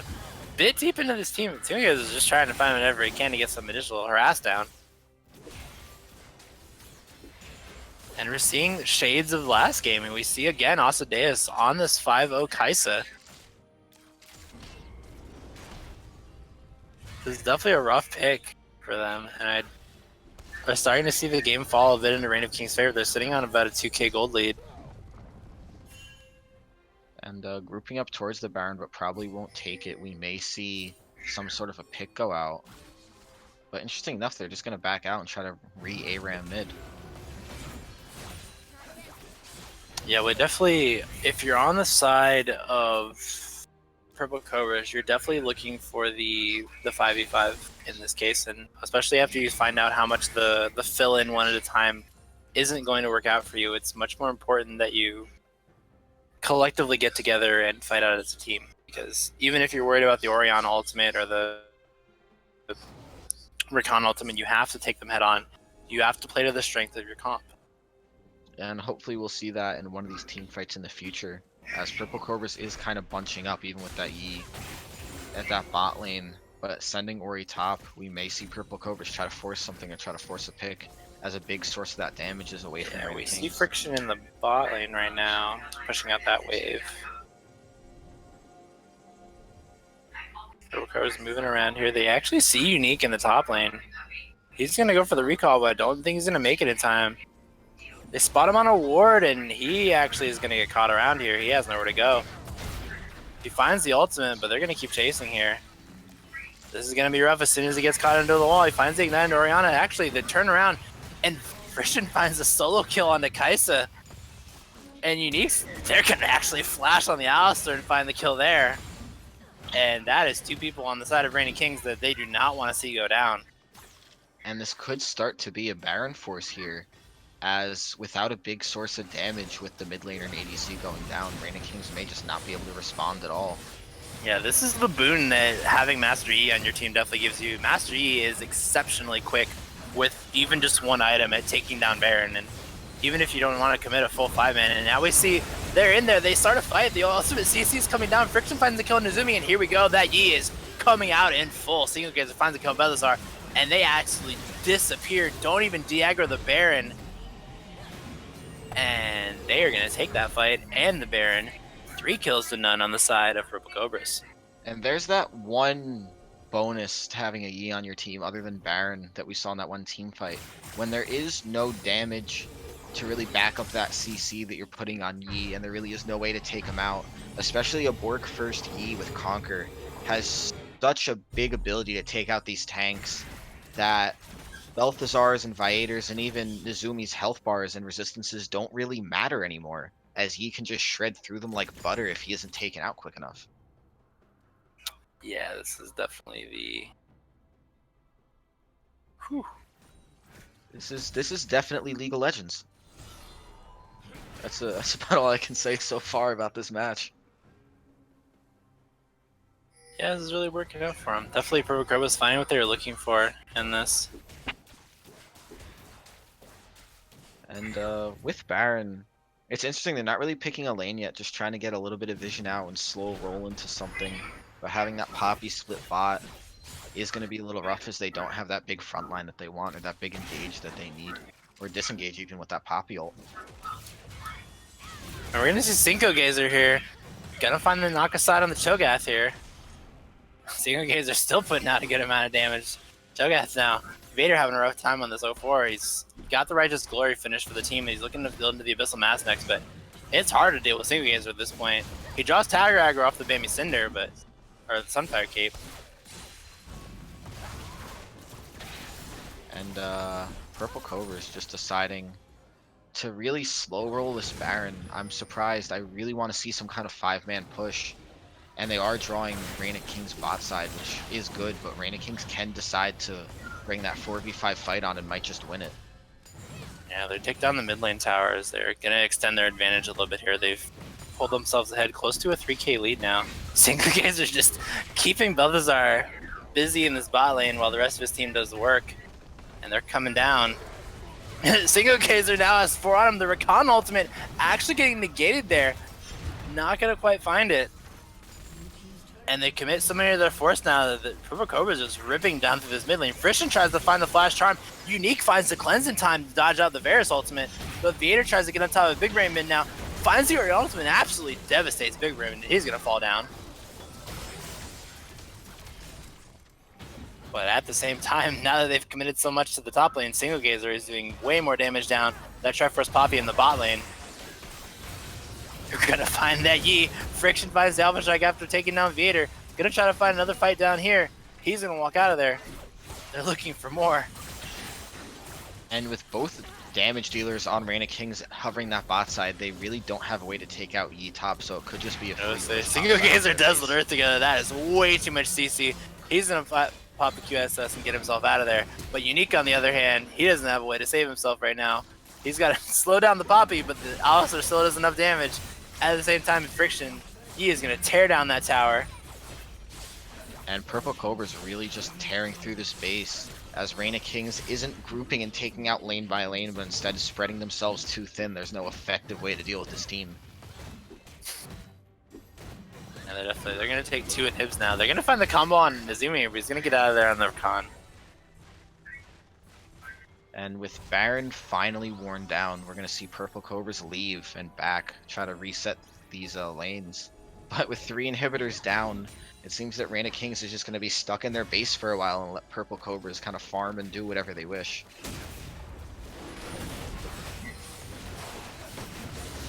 And they're going to take the Dragon now, and they're going to make the recalls now. A lot of money and a lot of pockets right now. Single Gazer at the moment at 2,800, and Friction sitting at about 2,600 right now. Alistar also sitting at a hefty 2K. And as we see those big item purchases and those big power spikes happening again. The 4th Ocean Drake being Earth, finally not putting us through another Ocean Drake, but we may not see the game last that long for the Drake to be taken. As with 3 inhibitors down, Purple Cobras may just be focusing down these Nexus turrets next. Yeah, definitely looking to group up, and it's rough now. You see the field is shifted back into the favor of Purple Cobras, and they're playing a lot more to the strength of their comp. And of course, they have the added new advantage of pulling away from that split push. They have the Yi, and they also have Single Gazer on this Triforce Poppy, who does a significant amount of damage to these towers. And it was hard for them to really commit an equal amount of their force to both sides, because as soon as you send, you can't send one person to deal with Poppy. We just saw the tankiest member of their team in Balthazar getting manhandled by Single Gazer in the bot lane. So you have to send at least 2. But as soon as you send too many people, then Yi is in the top lane, and he's going to maul down your tower if nobody deals. Yeah, before it really just would have been a choice of what lane to lose and try to force a fight, but now having their entire base open, it's just when to engage or when to kind of pray and hope that they don't. And we may see a fight erupt soon, as neither team really has a choice. Looking for more there. A lot of damage coming down. They have to watch out here. Minions are pouring into their base. Bella's going to get charmed up by Ari. Goes down to about half health. They're trying to kill off of these minions. The first tower is going to go down on their side. Looking for more. Desolate Earth's not going to find. Nazumi finds the knockdown onto Ari. Actually, Nick's going to take the kill there. Gonna go through on the side. At the same time, we see Frischen try to run in, takes the kill on Kaisa, gets turned up, doesn't get meditate in time. Single Gazer is gonna turn in, try to find the kill on Vader, but actually Unique's gonna turn on him. He's gonna get silenced up, and they're gonna get killed. Triple kill is gonna come in for Unique here. But we still at the same time, both towers gonna go down. Yeah, those minions really posing a problem. As Purple Cobras doesn't need to live, they just need the minions to, and eventually that base could go down if Reign of Kings isn't careful. And with Baron up in 30 seconds, Reign of Kings would need it to come back, but can't even leave their base with an open Nexus. So it looks like Purple Cobras may be free to just walk over, take it at their leisure, and then roll those minions through their base with it. Yeah, they're definitely looking to aggress for the final push here. We now see the Locket getting finished up by Alistar, the sweep coming through, and they've definitely got their items. They're definitely doing what they need to do to get into the rest of the game, but Not sure what we want to see from the Reign of Kings here. As we're going to see them group up for the Baron here, and they're pretty free to take it with a naked Nexus on the side of Reign of Kings. They do not have really the freedom, the agency to do this, especially with the speed that he's going to tear down this Baron. Yeah, and there is only about a 4k gold lead on the side of Purple Cobra, so it's really nothing that they couldn't come back from. The problem is really that base, with all those inhibitors down and with no turrets standing on that Nexus. You know, Reign of Kings has to play every play perfectly, I mean, every fight perfectly. Where if it was just that gold lead issue, they could have plenty of room to come back and really put up a fight. Charm going on the Mundo. Looking for Desluder finds a 2-man knockup on Nezumi. Nezumi's going to find the ultimate, finds the Charm onto 4. They're actually going to almost take up the Varus. He finds the ultimate in time. He's not going to go down, but Vader on the same side. He's trying to stop Friction. Friction runs through the Cho'Gath. Friction, what is he doing? He's trying to turn to the Level Strike, gets killed out. Trying to backdoor for the Nexus. Didn't quite find what he was looking for. Belazar is going to be tanky here. Singing is knocking him in the wall, but the Orion finds 3! The knockup from Rakan finds 3! Desluder finds a kill on the Mundo. Unique going on a rampage right now. But Asadea is going to find a kill here. Going to try to find Single Gazer. They turn around, they get the kill. And Poppy's going to go down. Good fights back coming out of here. And, they've got to watch their base. Yeah, just a few issues on those inhibitors with those super minions coming through. But as I was saying, that gold lead isn't as far ahead as Purple Cobras may think it is. So Reign of Kings still has plenty of opportunity. And definitely has the team fight to be able to. They just have to keep playing these fights well enough, and they could just bring this game back. Yeah, let's say between the Rakan ultimates and the Oriana ultimates that have both been hitting several multi-man finds here, it's really working out in favor for them. Definitely finding the right amount of damage on the right people, and Big Brain Mid especially is getting removed from a lot of these early fights on this from this Rakan ultimate because there's immediate follow-up coming out afterwards, and it's working out heavily in their favor. But just a little bit of calm vision clearing now. Just a lot of resetting. And with Varus, I believe still having Baron for just a little bit longer, it's possible they could bring Baron minions through to push one of these inhibitors. But they will have to be careful as Reign of Kings is really starting to show signs of life again. Yeah, I was gonna say, you definitely still can't afford to play sloppy. I think a lot of it was we're watching Friction kind of moving around and doing his own thing in these fights. Didn't really see him commit to the team fight. Tried to see that all 5 members of Reign of Kings were distracted and try to take the inhibitor from behind. But yeah, the solo queue champ really can't bring these solo queue strats through this game. Yeah. Play with the team.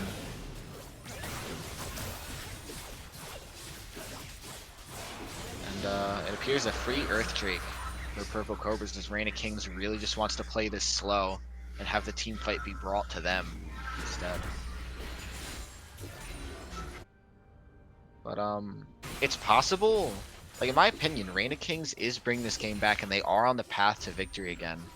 Cutting that gold lead down to just about a 3.5k lead from a 4k lead, so not a huge cutback, but just, you know, little numbers keep rolling through and through in their favor. They could just bring this game back from an open Nexus to just charging it down with 2 more good team fights, I believe. yeah, let's say definitely looking to see the pace of these next 2 fights and looking to see how much that Purple Cobra is willing to accept their Reign's turtling going forward, because we are seeing the Mundo and the Cho'Gath get a lot tankier and a lot harder to just straight remove out from these fights. And especially if Nezumi is able to get a little more tanky on this Rakan, then he's going to be a little bit harder to deal with. And Ari not quite getting the agency to find these instant pickoffs with her ult charm combo are going to be very important. We're definitely seeing a stable composition get picked here. Definitely, and this was the timer that I was talking about before, with Cho having 6 stacks on that ult and able to get more if these fights keep lasting, and Mundo getting tanky as well. Purple Cobras may have just started to miss their window to close out this game, and may just have brought this game out a little too long. Yeah, I was gonna say there's only so much that you're gonna see Cinco Gazer be able to do now on this Poppy, as he's sitting tanky, but he's not, even with the percent damage on the Q, he's not really able to make a meaningful impact that really burns people down. He's kind of just becoming just a distraction in these fights, and it's becoming a lot more important for Big Brain Mid to have an impact on these fights now that he has this. He's opted for this Blade of the Ring King this sort of Kaisa-esque Varus build that really does a lot of damage if he's able to shine in team fights, but he's just been on the sour end of every Rakan ultimate in these fights, and he gets removed before it can really have any lasting impact. Yeah, Purple Cobras is really going to have to clean up these team fights and start to make some of these outplays themselves, as we've seen Reign of King shine in these fights and really just layer that CC through, but just one wrong step from them could mean.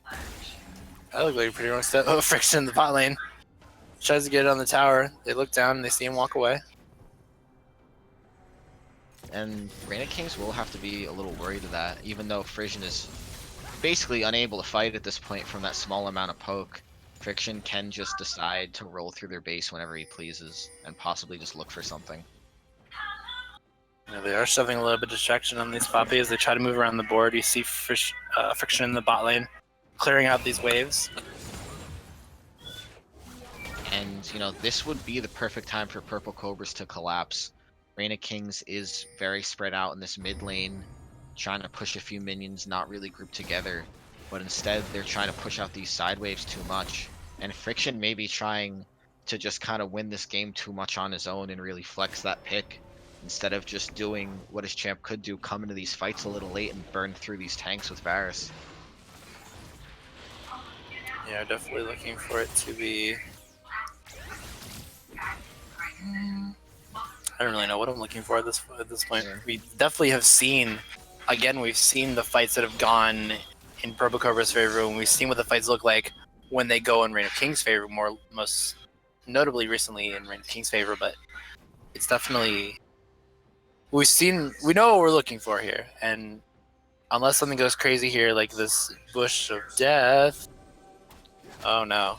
With Baron approaching, Oh, okay, that was on Mundo. That could have been slightly more threatening. But if it's on Mundo, then it's fine. Yeah, who cares about Mundo? Although he does not have a Warmog, so he will just kind of have to sit on decent but not full health regen.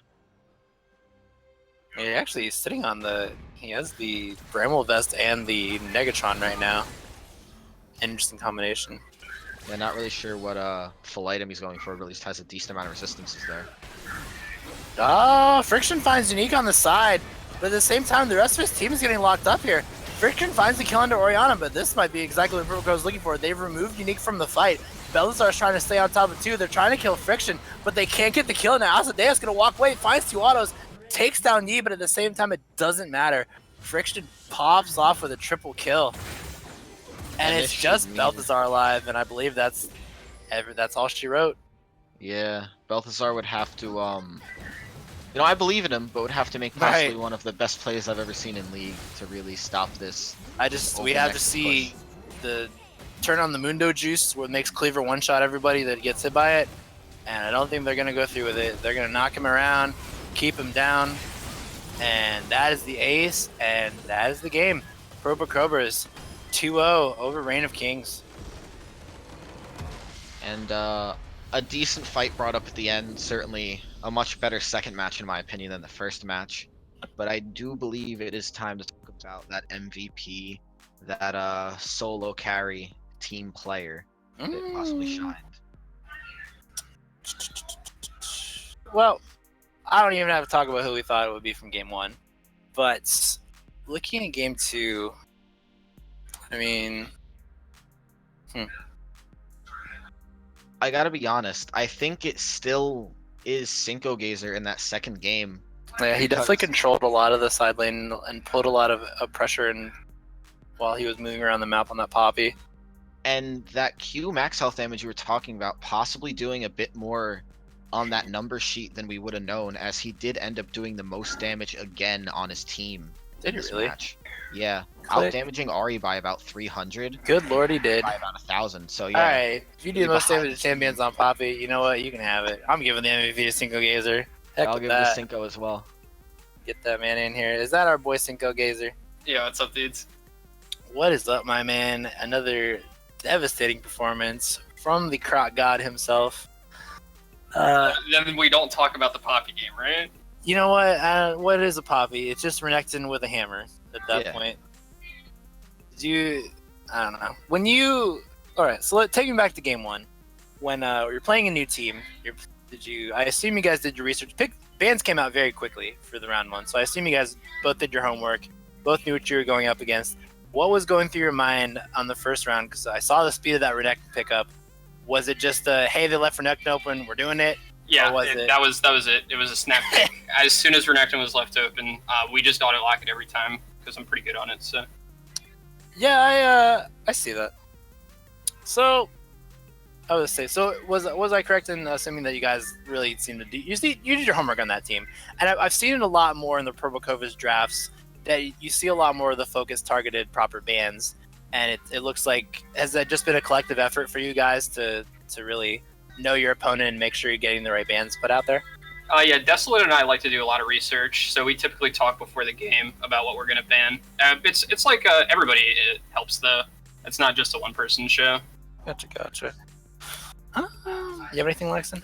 I definitely do. So, I don't want to have you divulge any secrets. That would be a little too much. But we've seen you dominate time and time again in this top lane.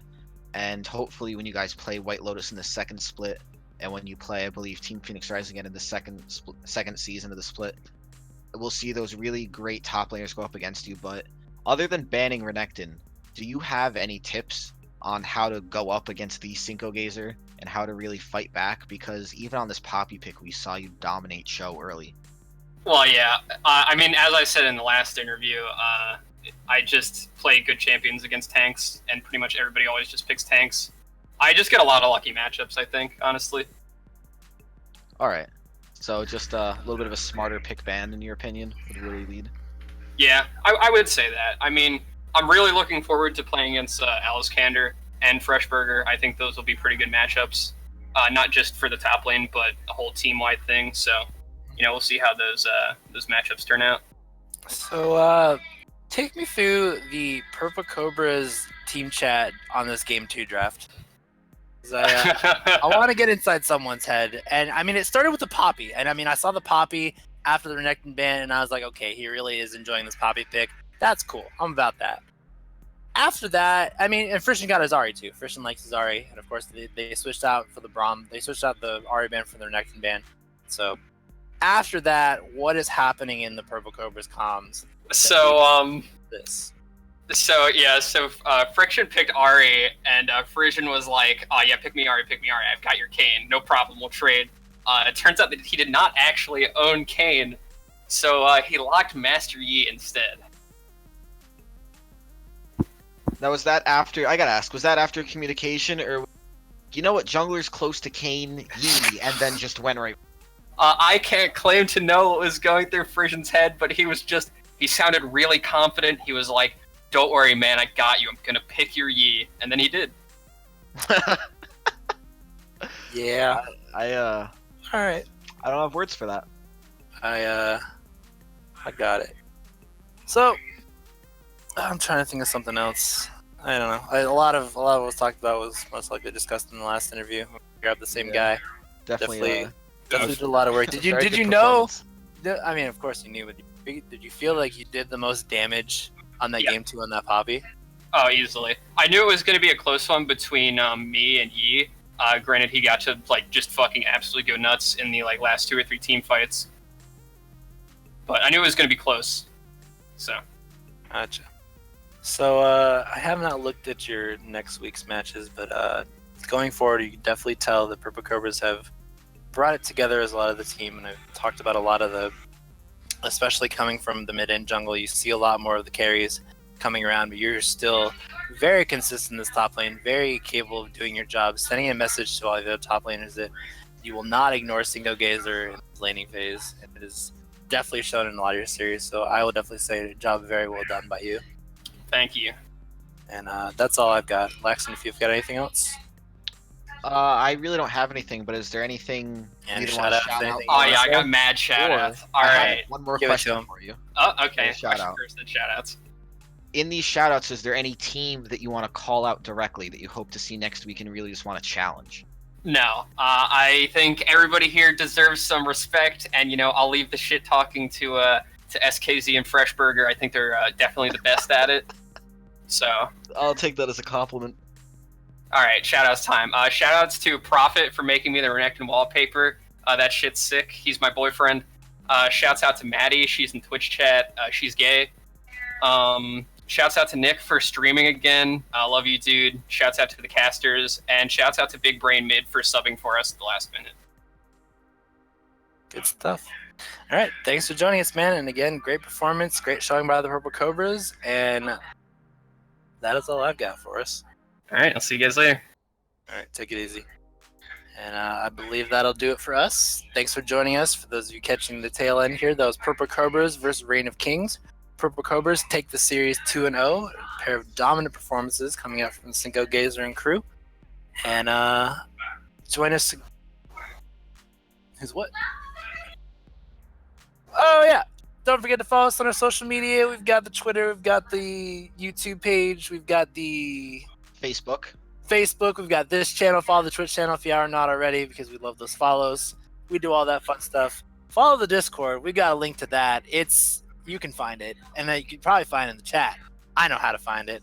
I type !Discord. Make sure you find. I don't actually know if that'll do it. I think that'll do it. And the website. Is it? Hey, it's right there. If you type. It's at the bottom with the website too. So be sure to check out those Two places you can find it. If you're not in the Discord after I've given you 2 places to find it, that's on you. All of that being said, I do believe you'll be seeing us again tomorrow. Not specifically us, but us, Games XP, the entirety of the organization. You'll be seeing us again tomorrow with another game. So thanks for joining us tonight. Again, I'm Skyson. I'm Laxon. And have a good night, people.